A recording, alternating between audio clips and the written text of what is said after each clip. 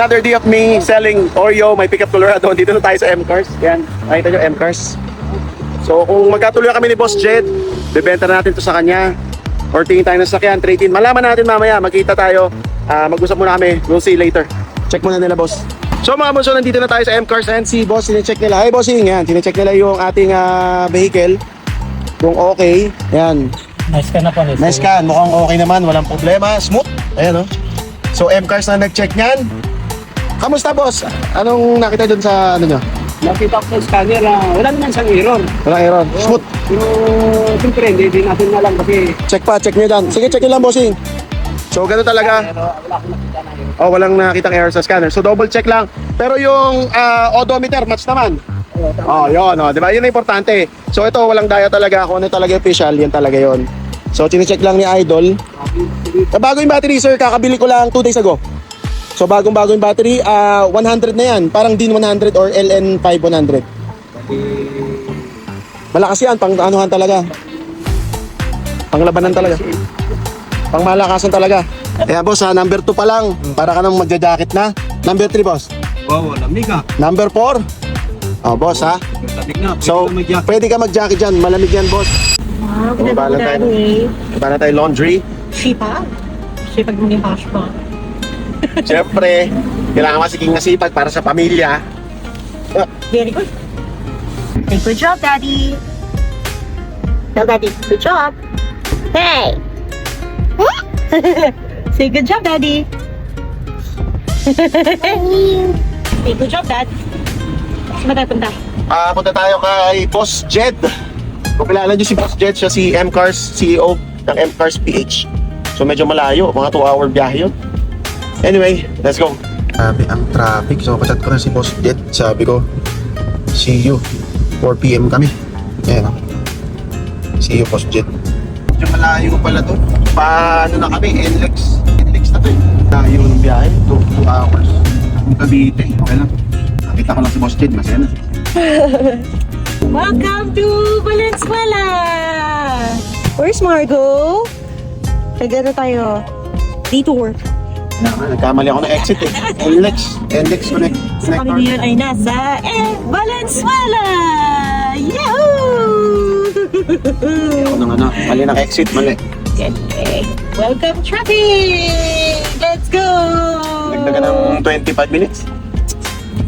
Nasaan na ba tayo? Dito na tayo, kay Labos na hirap lang. Sikip. Bagets. Ang bilis ng garapan. Ang bilis pala dito. Okay, sarap pala nang hindi tayo nagda-drive. Hi guys. So ito na. Test drive na ni Sir ang ating Colorado. Sir, ano po pangalan niyo ulit? Eduardo po. Si Sir Eduardo. So siya yung nag-check dito. Kung okay yung mga units. Siyempre, ganun naman talaga eh. Do-double check, test drive. Excited na ako kasi proud ako dito kay Oreo. Talagang ang lakas nito. Sir, i-drive natin sa NLEX Connect ha. Pero, dinadaan ko dito yung hammer. Mas malaki nga ka. Master mo na nga yun. Okay, bye-bye kuya. Kayo na pong bahala. Sige po. Oreo, bye-bye. Wala pa ba? Ganun pala yung pakiramdam pag hindi ikaw yung nagda-drive, no? Ay, hello. So, mami, dito na tayo. What car do you want to look at? Pwede tayo mag-motor na lang tayo. Motor na lang tayo, family. Mag-motor na lang kami, family. So, ayan, dito lang kami. Dito na. So, we're here, mami. See the parrot there. Talk to the parrot. Talk to the parrot. Dito kami ngayon sa M-Cars. Waiting pa rin. Come here. Okay. Margo is here. We're here at M-Cars. So many cars, oh. Oh. Is this for Margo? Look at this. Wow. Wow, nice. Lexus. Thank you.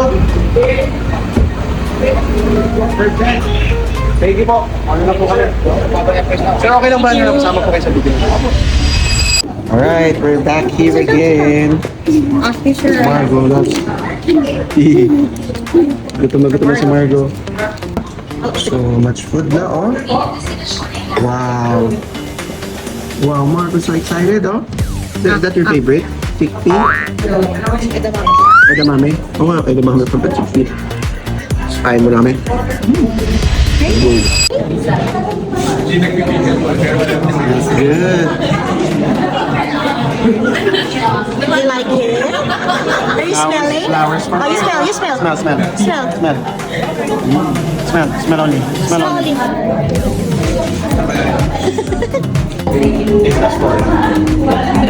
Cheers. Okay.